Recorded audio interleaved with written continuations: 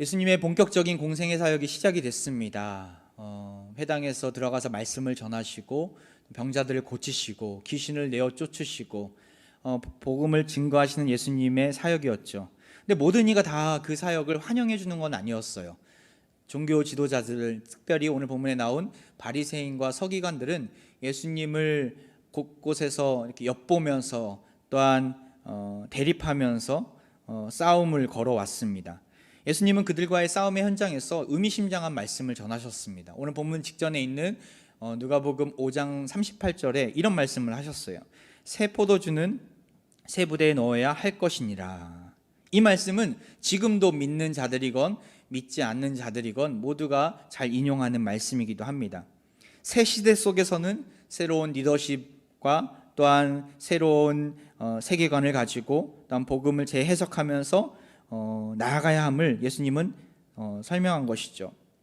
새 시대가 열리고 있음에도 불구하고 예전의 전통에 머물러 있고 예전의 관습에 함몰되어 있는 그 서기관들 또한 바리새인들을 향해서 섬전포고와도 같은 말씀을 하신 것입니다. 오늘 본문도 이러한 관점에서 여러분과 함께 나누고자 합니다. 안식일 논쟁을 통해서 주님은 바리새인들과 서기관들이 얼마나 타락을 했고 복음이 아닌, 성경이 아닌 자신들만의 그 관습에 얽매여서 잘못된 길을 가고 있는지를 계속해서 지적하시고 말씀하고 있는 내용이 오늘 본문 말씀입니다. 우리는 포스트 코로나 시대를 이제 맞이하면서 우리가 원하든 원하지 않든 포스트 코로나 시대가 오고 있어요. 이러한 시대 속에서 우리는 어떻게 살아남아야 될 것인가, 어떻게 하나님의 백성으로서 빛과 소금의 역할을 감당해야 될 것인가가 큰 숙제로 있습니다. 본질에 어긋나지 않으면서 바르게 신앙생활을 해야 되는 모습이죠. 전통이라는 미명 아래 성경에서 말하는 모습이 아닌 그냥 이전에도 그렇게 해왔으니까, 그냥 이전에도 그렇게 살아왔으니까 세상의 가치와 기준에 우리가 머물러 있지는 않습니까? 예배도 주일 성수도 마찬가지죠. 지금까지 이렇게 해왔으니까 앞으로도 이렇게 똑같이 가야 돼, 이렇게 생각하고 있지는 않습니까? 본질은 바뀌지 않지만 방법은 악한 방법이 아니라면 얼마든지 바뀔 수가 있어요. 교회 학교마다 성경학교 또한 여름 행사를 어떻게 가야 될 것인가, 어떤 분들은 코로나 시대에 무슨 행사야, 그냥 예배만 드려, 이렇게 생각하는 분들도 있을 텐데 아닙니다. 우리가 할 수 있는 거는 최대한 해야 합니다. 하지만 지혜가 필요하죠. 예전 방식대로 어디 먼 곳에 가서 숙박을 하거나 2박 3일, 3박 4일 동안 같이 지내면서 할 수 있는 것은 아닙니다. 그래서 최근에 어저께 우리 교육자들과 함께 계획을 좀 나누었어요. 각 부서마다 형편에 맞게 부모님들의 조사도, 여론조사도 하고 또 아이들의 형편도 살피면서 어떻게 예배를 또한 어떻게 성경학교를 할 수 있을까. 어떤 부서는 그냥 8주 동안 성경학교가 진행된다고 하더라고요. 매 예배 시간마다 또는 특별한 주제를 가지고 특별한 활동을 가지고 또 마지막에는 또 피날레가 있는 또 행사를 가지면서 8주 동안 진행하는 부서도 있는가 반면에, 또 어떤 부서는 당일치기로 오전부터 오후까지 이렇게 시간을 정해서 같이 특별한 활동을 하고 교회 한 아이들이 많진 않지만 본당을 전체를 다 쓰면서 띄엄띄엄 앉아서 또 그 행사에 참여할 수 있도록 독려하기도 할 것입니다. 또 어떤 부서는 저녁마다 3주 동안 아니면 2박 3일 동안 저녁만 집회를 갖는 부서도 있고 다양한 모습으로 지금 준비하고 있습니다. 여러분들 자녀들이 있다면 믿고 맡겨주시기 바랍니다.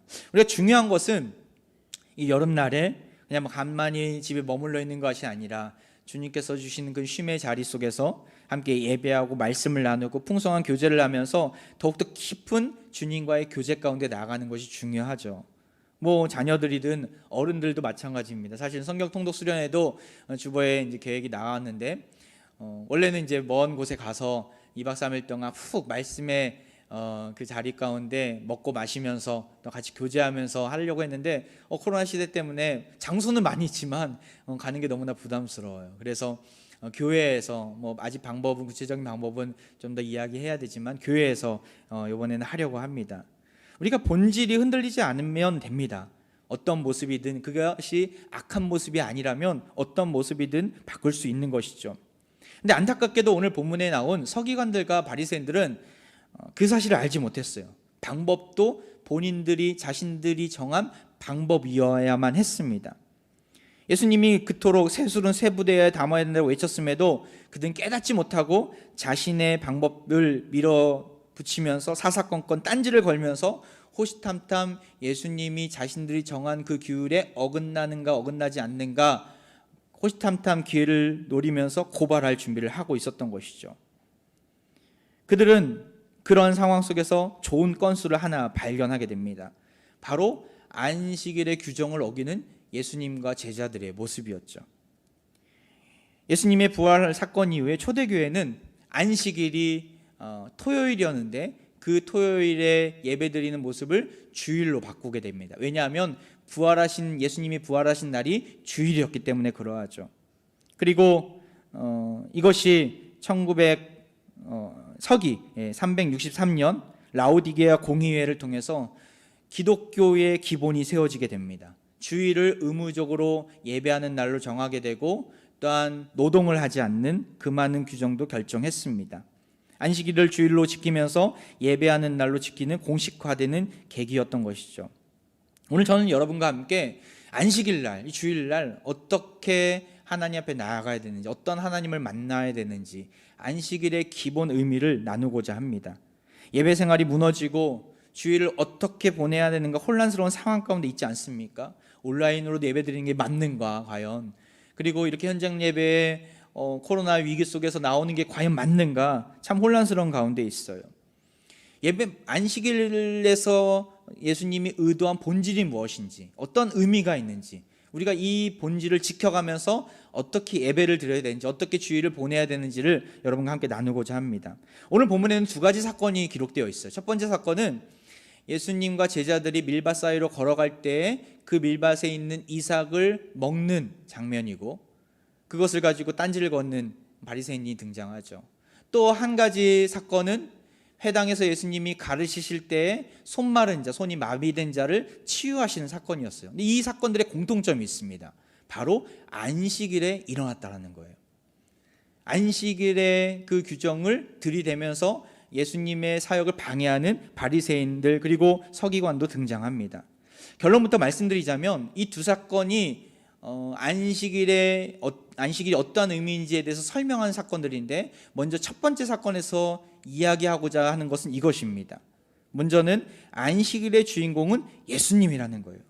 그리고 안식일은 그 예수님을 만나는, 그 예수님이 어떠한 분이십니까? 우리에게 쉼을 주시는, 참된 안식을 허락하시는 예수님이신 것이죠. 그 예수님을 만나는 날이라는 거예요.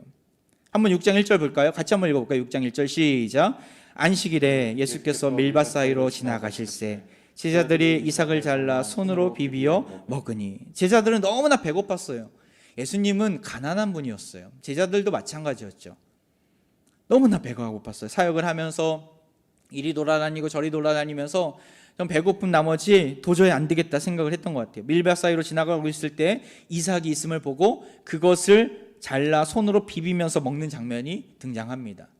누가는 의사였기 때문에 상당히 자세하게 모습들을 디테일하게 설명하고 있습니다. 일종의 서리를 한 것이죠.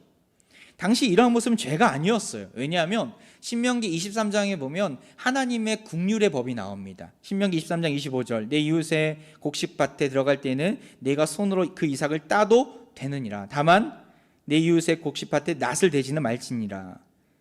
하나님께서는 지나가는 거린들 그리고 나그네들, 이방인들, 배고픔의 가운데 머물러 있는 자들이 그 이삭밭을 지나갈 때 일부러 남겨둔 이삭을 먹을 수 있도록 하나님께서 명령하셨어요. 배고픈 나그네를 위한 하나님의 사랑과 배려였던 것이죠. 그런데 제자들이 이 이삭을 먹을 때 어떤 바리새인들이 그것을 보다가 예수님께 딴지를 거는 거예요. 그 따먹은 자체를 문제 삼는 것은 아닙니다. 어떠한 딴지였습니까?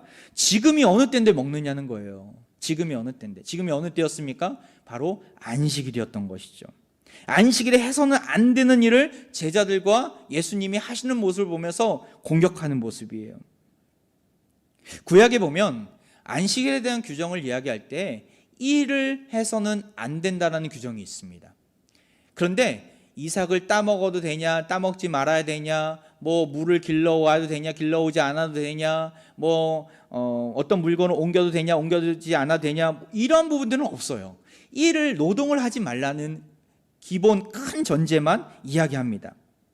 서기관들은 그 명령 앞에서 자신들만의 안식일 규정을 세우게 돼요. 총 39가지의 규정을 세우게 됩니다. 화면에 한번 볼까요? 일의 주의 범죄는 39가지인데 씨 뿌리기도 있고 밭갈기도 있고 추수도 있고 뭐 천짜기도 있고 망치로 치는 것도 있고 어떤 물건을 한 장소에서 다른 장소로 옮기는 것도 있고 수없이 많은 규정들을 세우게 돼요. 그런데 그 제자들의 모습 가운데 여기에 해당하는 모습이 있었다는 거예요. 추수하거나 도리깨질하는 거나 또한 수확물을 얻거나 가는 모습들이 있었다는 것이죠. 최소 성경학자들은 한 4가지 정도 어겼음을 주석가들은 이야기합니다. 서기관들은 39가지를 세분화해서 미시나라는 규범 세부지침을 만드는데 책자가 두꺼워요. 2권의 책인데 더 자세하게 일상 속에서 드러나는 모든 일들을 다 거기다 집어넣었어요. 그래서 다 하지 말라는 거예요. 안식일에는 오로지 예배만 드리라는 거예요. 그리고 바리새인들은 서기관들이 만들어 놓은 그 성문화된 율법을 가지고 다니면서 이스라엘 백성들이 지키고 있나 지키지 않는가 그것을 세심하게 감시하는 역할을 했어요. 그 찰나에 제자들이 딱 걸린 것이죠. 사실 이것은 하나님의 율법이 아니었습니다. 이스라엘 백성들이 그 서기관들이 스스로 만들어 온 규범에 불과했던 거예요. 자기들이 만든 거, 마음대로 만든 거예요. 근데 백성들에게 잘 무지하고 잘 몰랐던 백성들에게 이것이 율법이니까, 이거 하나님이 말씀하신 명령이니까 이대로 지켜라라고 강요했던 것이죠. 안식일이 결코 안식을 누릴 수 없는 날이 되어버린 거예요. 이것이 하나님의 율법에 맞는가 틀린가 항상 고민하면서 행동하고 말하고 또한 지나가는 모습들을 이스라엘 백성들은 가지게 된 것이죠. 그때 예수님은 당하고만 계시지 않았어요. 누구를 예시로 듭니까? 이스라엘의 왕이었던, 그리고 서기관들과 바리새인들의 가장 우러러 보았던 다윗 왕의 이야기를 떠올리게 하십니다. 다윗 왕이 사울 왕으로부터 피해서 도망자의 신세가 되고 먹을 것이 없었어요. 그때 함께 다녔던 그 소년들과 함께 노베에 있는 제사장 아히멜렉을 찾아갑니다. 너무나 배고픈데 먹을 것이 없다니까 아히멜렉이 방금 만든 빵이 있는데 이것은 하나님 앞에 드리는 진설병이다. 제사할 때 쓰는 그 빵임을, 떡임을 이야기합니다. 사무엘상 21장 6절에 나오죠. 제사장이 그 거룩한 떡을 주었으니 거기는 진설병 곧 여호와 앞에서 몰려낸 떡밖에 없었습니다. 다윗은 결과적으로 어떻게 합니까? 이날은 안식일이었어요. 그런데 이 떡을, 제사장만이 먹을 수 있는 떡을 먹게 돼요. 그리고 안식일에 진설병을 먹고 원기를 회복하고 참된 쉼을 누리게 되는 것이죠. 그때 일을 예수님은 상기시키는 거예요. 율법을 어겼냐, 다윗이 어겼느냐. 6장 4절에 이렇게 나오죠. 그가 하나님의 전에 들어가서 다만 제사장 외에는 먹어서는 안 되는 진설병을 먹고 함께 한 자들에게도 주지 아니하였느냐. 쉼이 필요한 다윗이 안식일날 인간적인 필요를 얻고 원기를 회복해서 쉼을 누렸다는 것을 이야기하는 것이죠. 바리새인들은 아무 말도 할 수가 없었어요. 그들도 그 성경에 암기하면서 성경의 지식이 많았던 자들이지 않았습니까? 근데 자신들이 영웅으로 여겼던 다윗도 그렇게 행동했으니까 예수님의 모습을 보면서 뭐라고 할 수가 없었던 것이죠. 그리고 그때 예수님은 이렇게 선포하십니다. 6장 5절이죠. 같이 한번 읽어볼까요? 시작. 또 이르시되 인자는 안식일 주인이라 하시더라. 안식일의 주인이 예수 그리스도임을 설명하는 내용이죠. 우리가 지난주에 봤듯이 주인은, 주라는 퀴리오스라는 말은 바로 하나님을 뜻합니다. 인자는 메시아예요. 안식일의 주인은 이 땅 가운데 오신 메시아임을 뜻하는 것이죠. 메시아가 이 땅 가운데 오셔서 우리 인류에게 어떤 일을 행하셨습니까? 메시아의 왕의 지위로만 누리면서 인간들을 하인 부리듯이 하셨습니까? 아닙니다. 마태복음 11장 28절에 보세요. 예수님이 하신 말씀이에요. 수고하고 무거운 짐진 자들아 다 내게로 오라. 내가 너희를 쉬게 하리라. 안식일의 주인으로서 주인공으로서 오신 예수님은 이 땅 가운데 참된 안식을 주님을 따르는 모든 백성들에게 선포하셨다는 거예요. 이 말씀은 무슨 말씀을 의미합니까? 바로 안식일에 우리는 예수님을 만남으로써 참된 안식을, 참된 쉼을 얻을 수 있음을 이야기하는 것이죠. 이스라엘 백성들은 그것을 몰랐어요. 무슨 규율을 지키는 것만으로, 무슨 어떠한 행동을 하지 않는 것만으로 쉼을 얻으려고 했지만 그건 쉼이 아니었어요. 아무것도 안 하는 것뿐이지 쉼이 아니었어요. 참된 쉼은 어디에 있습니까? 무엇을 하고 안 하고가 아니라 주님을 만나느냐 만나지 못하느냐에 달려있는 것이죠. 전 여러분과 함께 이렇게 주일날 예배드리는 모습 가운데 단 한 사람도 주님을 만나지 못하고 돌아간 사람이 없기를 소망합니다. 우리 모두가 예배 자리에 나온 이유가 무엇입니까? 이 코로나 위기 속에서 위험하다고 사람들은 가지 말라고 하는 그 외침을 듣고도 온 이유가 무엇입니까? 바로 주님을 만나기 위해서 온 것 아닙니까? 주님 안에 무엇이 있기 때문에, 참된 쉼이 있기 때문에, 참된 안식이 있기 때문에 우리가 주님 안에서 참된 안식을 누리려고 온 것이 아닙니까? 모세오경에 보면요, 십계명을 2번 언급해요. 출애굽기 20장에서 언급하고 신명기 5장에서 언급해요. 그런데 똑같은 십계명인데 다른 내용이 한 가지가 있어요. 바로 안식일에 대한 규정이 달라요. 출애굽기 20장에서 말하는 안식일의 개념은 무엇입니까? 출애굽기 20장 11절 볼까요? 이는 엿새 동안에 나 여호와가 하늘과 땅과 바다와 그 가운데 모든 것을 만들고 일곱째 날에 쉬었음이라.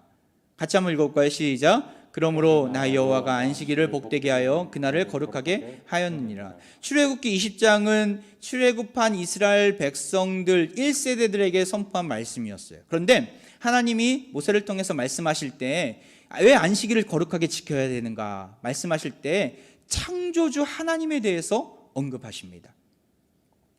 창조주 하나님이 일곱째 날에 쉬셨기 때문에 우리도 그분 품 안에서 창조주 하나님을 바라보면서 안식일을, 참된 안식을 누려야 함을, 우리가 안식일에 쉬면서 그날을 거룩하게 해야 함을 이야기하시는 것이죠.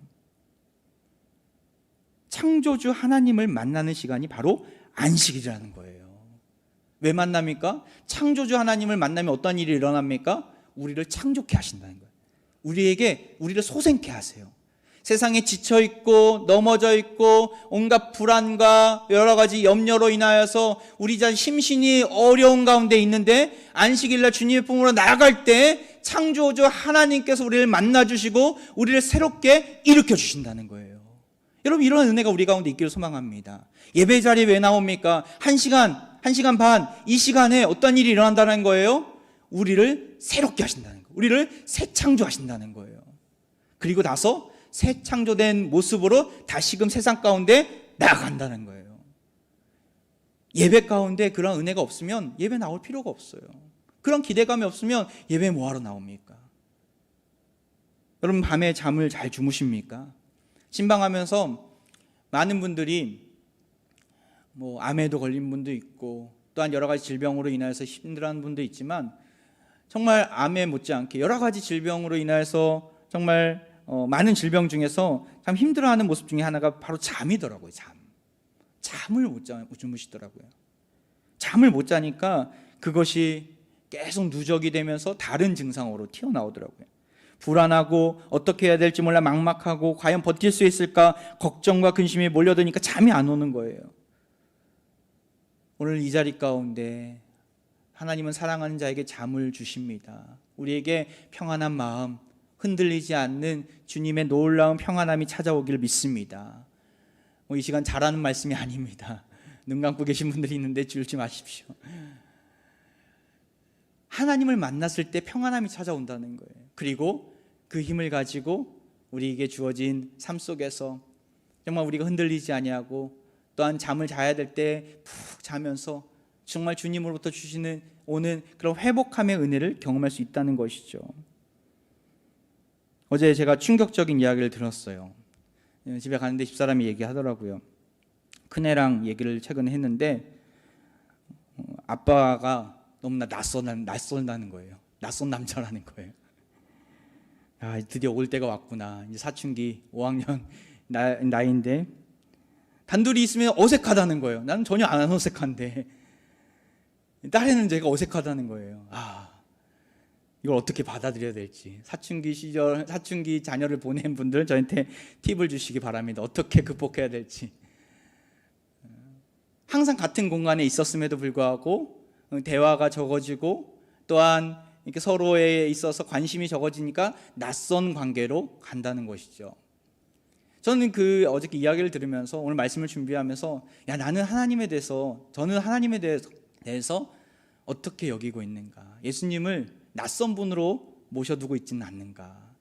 주님과 늘 깊은 교제 가운데 나아가고 있다 말은 하면서도 어느 순간부터는 주님을 만나는 기대감이 없어지고 그 감격이 식어지고 주님을 만남으로 인하여서 주님의 말씀을 들음으로 인하여서 기뻐하며 즐거워하며 하나님 나를 살려주셔서 감사합니다, 이 감사의 마음이 흘러넘쳐야 되는데 그러하지 못하고 오늘도 똑같은 말씀이구나, 오늘도 나에게는 감동이 없어, 그리고 나서 예배의 자리에서 등 돌려 나아가지는 않습니까?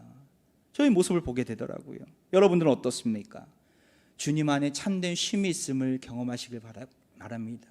주님 안에 참된 안식이 있음을 기억하시기 바랍니다. 우리를 소생케 하시고 우리를 다시 살려주시는 그 하나님의 은혜를 예배를 통해서, 안식일을 통해서 경험하시길 바랍니다. 그러할 때 우리는 감사함으로 예배 자리 가운데 나아가 세상으로 향해서 담대하게 나아갈 수 있을 것입니다. 두 번째 사건은 어떤 사건이었습니까? 누가복음 6장 6절에 이런 말씀이 있죠. 또 다른 안식일에 예수께서 회당에 들어가사 가르치실세 거기 오른손 마른 사람이 있는지라. 예수님이 또 다른 안식일에 일어난 사건인데요, 예수님이 회당에 들어가셨어요. 그리고 거기서 똑같은 모습으로 가르치시는데 그 자리에 누가 앉아 있었던 거예요? 오른손 마른 사람이 앉아 있었던 거예요. 정경은 아니고 외경 중에, 그러니까 정식 성경으로 인정받지 못한 기록 중에 나사렛인의 복음서라는 책이 있습니다. 근데 거기서는 이렇게 설명해요. 이 사람은 직업이 석공이었는데 손이 오그라들어서 더 이상 생계를 꾸려갈 수 없었던 사람이다, 그런 기록이 있어요. 외경이기 때문에 확실치는 않지만 분명한 것은 그가 직장일을 하지 못할 정도로, 그리고 그가 일을 하지 못하고 이제는 모든 것을 다 포기할 정도로 낙심해 있는 상황 속에서, 정말 손이 마비되어 있는 상황 속에서 그 자리에 있었다는 거예요. 그때도 바리새인과 서기관들은 그 사람에 대해서 관심이 없습니다. 오로지 예수님을 고발할 증거만을 찾기에 혈안이 되어 있어요. 6장 7절을 보세요. 서기관과 바리새인들이 예수를 고발할 증거를 찾으려 하여 안식일에 병을 고치시는가 엿보니. 안식일은 참된 안식을 가져다 주는 날이잖아요. 오늘 이 사건을 통해서 예수님은 무엇을 말씀하시는 거예요? 안식일에 다시 살리시는 구원의 주님을 만나고 사람을 살리시는 날로, 이웃을 사랑하는 날로 선포하시는 장면이에요. 그런데 바리새인과 서기관들은 아무 관심이 없어요. 사람을 살리든 병을 고치든 상관이 없어요. 그저 그들이 정한 규정에 따라서 이것을 어기는가 어기지 않는가에만 관심이 있었던 거예요. 엿보면서 말입니다. 엿본다라는 표현은 참 특이한 표현이에요. 누가복음 14장 1절에 보면은 예수님이 그때도 떡 잡수러 안식일에 들어가시는데 그들이 엿보고 있더라. 누가복음 20장 20절에 봐도 이에 그들이 엿보다가 예수의 말을 책잡게 하니, 엿보면서 몰래 동태를 살피면서 예수님을 공격하고자 했던 것이죠. 예수님은 숨지 않으세요. 당당하게 안식일에 무엇을 해야 될지를 말씀하고 계십니다. 누가복음 6장 9절에 그들에게 먼저 물어보시죠. 예수께서 그들에게 이르시되 내가 너희에게 묻노니 안식일에 선을 행하는 것과 악을 행하는 것, 생명을 구하는 것과 죽이는 것 어느 것이 옳으냐 하시며, 이때 뭐라고 대답해야 합니까? 아무 말도 대답하지 못해요. 왜냐하면 예수님이 말씀하신 내용에 같이 선을 행하는 것과 생명을 구하는 것이 옳다라고 하면 안식일에 병자를 치유하는 것도 옳은 행위가 되잖아요. 그렇다고 악을 행하는 것과 죽이는 것이 옳다 하면 그들은 악한 자가 되고 말입니다. 예수님은 이렇게 질문을 하면서 그들이 제대로 된 생각을 가지고 있는지를 판단하십니다. 그들은 갈팡질팡할 때 예수님은 손 마른 사람을 세우시고 그에게 손을 내밀라 말씀하십니다. 6장 10절이죠. 내 손을 내밀라 하시니 그가 그리하면 그 손이 회복된지라. 놀라운 회복의 현장을 보여주시는 것이죠. 안식일에 이런 놀라운 일을 행하셨던 것이죠. 많은 사람들이 기뻐했고 즐거워했으며 또한 그 손말랐던 그 마비되었던 자도 가장 기뻐했을 것입니다. 다시 태어난 날이기 때문에. 이전까지만 해도 죽었구나. 이제는 나는 더 이상 쓸모가 없는 존재야. 나는 더 이상 어떻게 일을 할 수도 없고 이제는 다 포기해야 되는구나. 자포자기한 상태로 예배당에 나와 있었는데 그 안식일 가운데 주님의 품에 나아가 있었는데 주님께서 주시는 뜻밖의 정말 기가 막힌 은혜를 경험했던 것이죠. 누구를 만나며? 예수님을 만남으로 인해서 말입니다. 여러분, 예수님을 만나면 이런 놀라운 기적의 역사가 펼쳐질 줄 믿습니다. 병든 자가 나음을 입고 정말 지쳐있는 자가 새 힘을 얻고 정말 눌린 자가 자유케 되는 놀라운 일들을 경험하게 될 줄 믿습니다. 십계명은 아까 말씀드렸듯이 출애굽기 20장에서 말씀을 나눴는데요. 그때는 창조주 하나님에 대해서 설명하시면서 안식일을 기억하여 거룩하게 지키라라고 얘기했어요. 그런데 신명기 5장에서는 또 다른 근거를 대요. 우리 한번 볼까요? 신명기 5장 15절 말씀이에요. 같이 한번 읽어볼게요. 시작. 너는 기억하라. 내가 애굽 땅에서 종이 되었더니 내 하나님 여호와가 강한 손과 편팔로 거기서 너를 인도하여 내었나니 그러므로 내 하나님 여호와가 내게 명령하여 안식일을 지키라 하느니라. 어떠한 근거를 대면서 안식일을 지키라라고 이야기합니까? 바로 이스라엘이 종되었던 애굽에서 있었을 때 하나님께서 그들을 강한 손과 편팔로 인도하셨다는 거예요. 구원의 하나님을 이야기하면서 안식일을 기억하여 거룩하게 지키라라고 얘기하는 거예요. 이게 무슨 의미입니까? 안식일에 우리가 기억해야 될 것이 무엇이에요? 나를 종에서 자유케 하셨다는 거예요. 죄와 사망에서 자유케 하셨다는 거예요. 안식일은 자유함을 선포하는 날입니다. 내가 하나님의 은혜로서 이전에는 죄의 노예에 머물러 있던 자가, 사망 가운데 머물러 있던 자가, 사망의 그늘에 앉아서 신음 가운데 머물러 있던 자가 주님의 품으로 인도함 받아 되어서 하나님께서 주시는 놀라운 구원의 은혜를 맛보는 날로 기억하라는 거예요. 안식일에는 그런 의미가 담겨져 있습니다. 예배의 자리는 그런 의미가 담겨져 있어요. 우리가 왜 예배를 합니까? 우리가 찬양을 하면서 기도를 하면서 말씀 가운데 왜 나아갑니까? 구원의 하나님을 만나기 위해서 나가는 거예요. 세상 가운데 살다 보면 내가 구원받았는지 내가 하나님의 자녀인지 잊어버리잖아요. 먹고 사는 문제에 파묻혀서 하나님이 계신 것조차 잊어버리고 살잖아요. 근데 예배 자리에 나오니까 내가 그런 존재가 아니구나. 내가 그렇게 노예가 아니구나. 세상의 노예가 아니구나. 죄와 사망의 또한 악의 노예가 아니구나. 하나님의 종이구나. 하나님의 자녀구나. 다시금 우리의 정체성이 깨달아지는 시간이 주일이라는 거예요. 이스라엘 백성들이 종이었던 것처럼 우리는 인생길은 고통 그 자체잖아요. 질병이라는 고통, 가난이라는 고통, 실직이라는 고통, 어긋난 인간관계에서 오는 모든 고통들이 있잖아요. 수많은 고통들은 우리를 옥죄게 만들고 종으로 만들 때가 많이 있습니다. 하지만 안식일에 구원의 하나님을 만난다면, 구원의 하나님을 기억한다면 우리는 자유함을 얻게 될 것입니다. 누가 해방시켜 주셨기 때문에요? 바로 예수 그리스도가 해방시켜 주셨기 때문에. 로마서 8장 2절에 이런 말씀이 있어요. 같이 한번 읽어보겠습니다. 시작. 이는 그리스도 예수 안에 있는 생명의 성령의 법이 죄와 사망의 법에서 너를 해방하였습니다. 할렐루야. 주님은 우리를 해방시켜 주셨다는 거예요. 해방시켜 주셨다는 거예요. 로마서 6장 22절에도 이제는 너희가 죄로부터 해방되고 하나님께 종이 되어 거룩함에 이르는 열매를 맺었으니 그 마지막은 영생이니라. 해방시켜 주시고 우리에게 거룩함에 이르는 열매를 맺게 해주시고 마지막에는 영원한 생명을 약속해 주셨음을 여러분 기억하시기 바랍니다. 여러분 남승용 선수를 아십니까? 1936년 베를린 올림픽에서 마라톤 금메달을 딴 선수가 누구세요? 바로 송규정 선수죠. 지금은 제가 알기로는 이 땅을 떠나신 분을 알고 있는데 남승용 선수도 마찬가지예요. 우리는 금메달만 기억합니다. 그런데 금메달이 아닌 동메달도 한국인이라는 것을 여러분 아십니까? 금메달 딴 송기정 선수 말고 그 앞에 있는, 지금 앞에 고개 숙이고 있는 사람이 남승용 선수입니다. 한국인이, 자랑스러운 한국인이 동메달과 금메달을 땄어요. 그런데 사람들은 금메달만 기억해요. 이 남승용 선수가, 송기정 선수가 너무 부러운 거예요. 금메달을 따서 부러운 게 아니에요.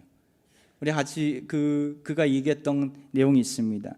금메달보다 히틀러가 준 화분이 더 부러웠다. 그걸로 일장기를 가릴 수 있었으니까. 앞에 한번 볼까요? 그 앞에 사진 보면요, 히틀러가 금메달 딴 선수에게 월계수 화분을 줘요. 그러니까 송기정 선수는 그것을 받자마자 가슴에 있는 일장기를 가려요. 너무나 부끄러웠던 것이죠. 그런데 남승용 선수는 가릴 수 있는 게 아무것도 없었던 거예요. 그러니까 지금 동메달을 따면 얼마나 기뻤겠습니까? 그런데 기쁘지 않았어요. 왜냐하면 일장기가 가슴에 새겨져 있었기 때문에. 우리 한국인이 아직까지 노예로 있다는 사실이 너무나 부끄러웠던 거예요. 그리고 고개를 숙이고 눈물을 흘리는 장면입니다. 우리는 송기정 선수만 기억해요. 근데 남승용 선수가 나중에 1991년도에 그때 살아 계셨는데, 이제 송기정 선수가 받았던 금메달을 똑같은 걸 제작해서 또 받았다고 하더라고요. 일제 치하에 있을 때 우리나라에 아픈 과거가 있죠. 1945년 8월 15일 날 우리 조국이 해방이 되었지만, 그때 종의 노예로서, 일제의 노예로서 살았던 우리의 민족의 그 한은 여전히 남아 있잖아요. 그리고 나서 이제 자유가 찾아왔습니다. 그 당시에는 온 전국 방방곡곡이 자유를 외치면서, 야, 우리가 살았다 외치면서 너무나 기뻐했지만, 지금 우리 세대에 있어서 그 자유를 만끽하고 있음에도 불구하고 자유가 얼마나 기쁜지를 우리는 잊어버려요. 당연한 것으로 여기죠. 6.25 전쟁이 70주년 엊그제 행사가 있었는데 마찬가지잖아요.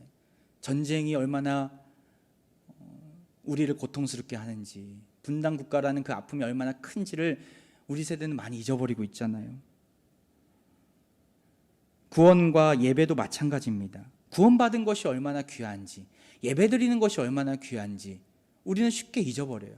참 감사한 것은 우리 코로나가, 물론 감사하기보다는 안타까운 거죠. 전염병으로 인하여서 예배를 드리지 못하고 우리가 각각 처소에서 함께 만나지도 못하고 떨어져 있을 때가 엊그제고, 지금도 그런 여파가 아직 남아있지 않습니까?